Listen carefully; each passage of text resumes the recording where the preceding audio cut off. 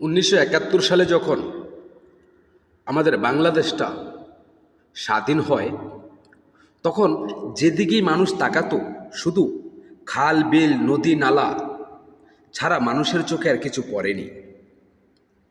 আর যেখানে সেখানেই শুধু কয়লায় পোড়ানো শ্মশান হয়েছিল গোটা বাংলাদেশটা। সেখানে ছিল না কোনো মেল, ছিল না কোনো ইন্ডাস্ট্রি, ছিল না কোনো কারখানা, ছিল না মানুষের কোনো কাজের ব্যবস্থা।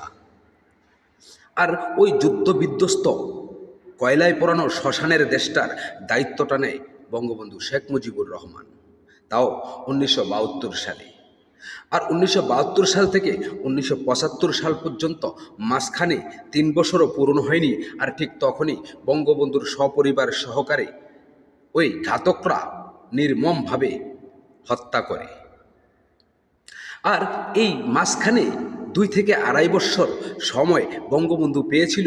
আর এই 2 থেকে আড়াই বৎসর সময়ে নাকি সে স্বৈরাচার, তার শাসনামলটা ভালো ছিল না। তার শাসনামলটা এমন জঘন্য ছিল যে শেখ মুজিবুরকে যারা পছন্দ করে আর এই শেখ মুজিবুরকে যারা ভালোবাসে, তাদের জ্ঞানচক্ষু খোলার দরকার আছে। কারণ তখন মানুষ ক্ষুধায় মরে আর তার ছেলেকে সোনার মুকুট পরিয়ে বিবাহ দেওয়া হয়। এই কথাগুলো বলার জন্য কিন্তু 1975 সালের পরে যারাই ক্ষমতায় এসেছে, আর আমি যতটুকু জানি তখন বিএনপি ক্ষমতায় ছিল,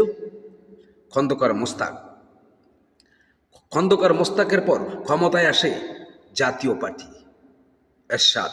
কিন্তু তখন কিন্তু আজ যারা বঙ্গবন্ধুর শাসনামলটা ভালো ছিল না, বঙ্গবন্ধু একজন দেশদ্রোহী ছিল, এ কথাগুলো বলার মতন কলিজা কিংবা সাহস তাদের কারো ছিল না। কেন ছিল না জানেন? কারণ একটাই, আজ বিএনপি সরকার ক্ষমতায় এসেছে। এখন শেখ হাসিনা ক্ষমতায় থাকার সময় যদিও মরহুম প্রেসিডেন্ট জিয়াউর রহমানকে মেজর কর্নেল তাহের এবং কি এই সেনাবাহিনীতে থাকা অনেককেই নির্মমভাবে ফাঁসিতে ঝুলিয়ে ঝুলিয়ে গণহত্যা চালিয়েছিল মেজর জিয়া। আর তাকে খুনি বলেই কিন্তু আখ্যায়িত করত আমলিক সরকার। কিন্তু এখন আমলিক সরকার যেহেতু নেই, যেহেতু এখন বিএনপি সরকার এসেছে, এখন বাবার দেওয়া অপবাদটুকু তো ঢাকতে হবে। আর বাবাকে যেহেতু অপমান করেছে, আমার বাবা খুনি ছিল, আমার বাবা খুনি নয়, আমার বাবা ছিল দেশপ্রেমিক, আর বঙ্গবন্ধুই ছিল দেশদ্রোহী আর খুনি। এ হচ্ছে রাজনীতির চাইল। যে যখন আসে তার গুণগান গায়।